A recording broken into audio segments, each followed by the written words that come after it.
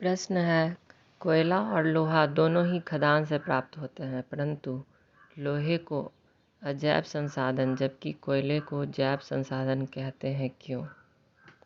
सबसे पहले तो हम ये देखेंगे कि अजैव और जैव संसाधन होता है क्या।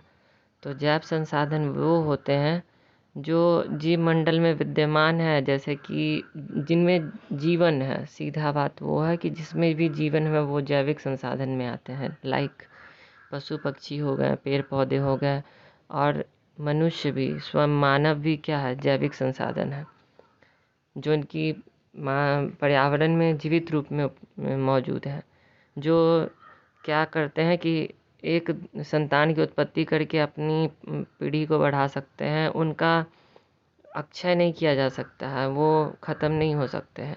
हाँ, अगर प्राकृतिक कोई आपदा आती है तो वो अलग बात होगी कि ये पशु पक्षी या पेड़ पौधे या स्वयं मानव भी किसी तरह समाप्त हो जाए प्राकृतिक आपदा से, लेकिन ये नवीकरणीय ही संसाधन में ही आएंगे ये काउंट।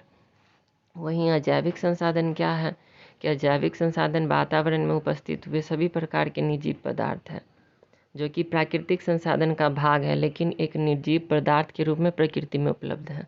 जैसे कि खनिज पदार्थ, चट्टान हो गया, मिट्टी हो गया, नदी हो गया, पर्वत हो गया, ये सब क्या है, अजैविक संसाधन। तो प्रश्न अकॉर्डिंग टू क्वेश्चन अगर हम जाएंगे तो देखते हैं, कोयला और लोहा दोनों खदान से प्राप्त होता है। लोहे को अजैव कहते हैं और कोयले को जैव संसाधन।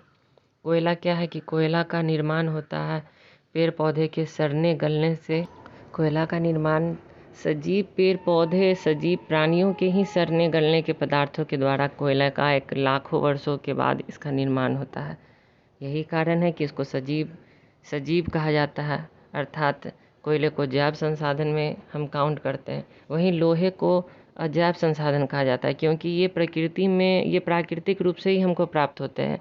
मानव द्वारा ये लोहे का निर्माण नहीं किया जाता, प्रकृति में यह निर्जीव रूप में उपस्थित है। यही कारण है कि कोयले को हम सजीव अर्थात जैविक संसाधन कहते हैं, जबकि लोहे को अजैविक संसाधन कहते हैं। दूसरा प्रश्न है कि खनिजों को अपूर्ण संसाधन कहा जाता है पर वनों को नहीं, ऐसा क्यों? अपूर्ण संसाधन का मतलब होता है कि वैसे संसाधन जिनकी पूर्ति हम कुछ ही वर्षों या आसानी से जिसकी पूर्ति नहीं किया जा सके।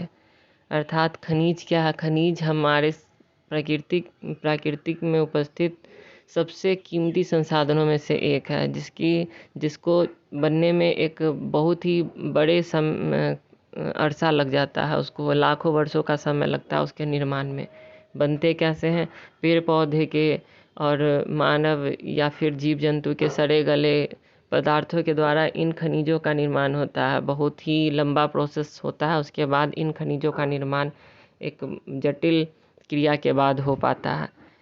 वहीं वन को अपूर्ण संसाधन नहीं माना जाता है क्योंकि वन एक पारिस्थितिकी तंत्र का हिस्सा होता है जिसका आकार निश्चित है, उम्र निश्चित है। तो वन का हम क्या कर सकते हैं कि वन दोबारा उगाया जा सकता है। अगर किसी ज़मीन पे किसी प्रकार का वन पहले से नहीं हुआ हो तो उस जगह पे हम वनों को लगा सकते हैं, वन को वहाँ पर से हटा सकते हैं। तो इसका निर्माण या विनाश करना एक तरह से प्रकृति पर डिपेंड करता है या फिर मानव के द्वारा भी किया जा सकता है। तो इसको हम अपूर्ण संसाधन नहीं कर सकते हैं, जबकि खनिजों को बनने के लिए हम किसी भी प्रकार का मानवीय हस्तक्षेप का ज़रूरत का होता नहीं है। इसमें क्या है कि मानव चाहेगा तो अपने सुविधा अनुसार कहीं पे भी प्लांटेशन कर सकता है, हटा सकता है।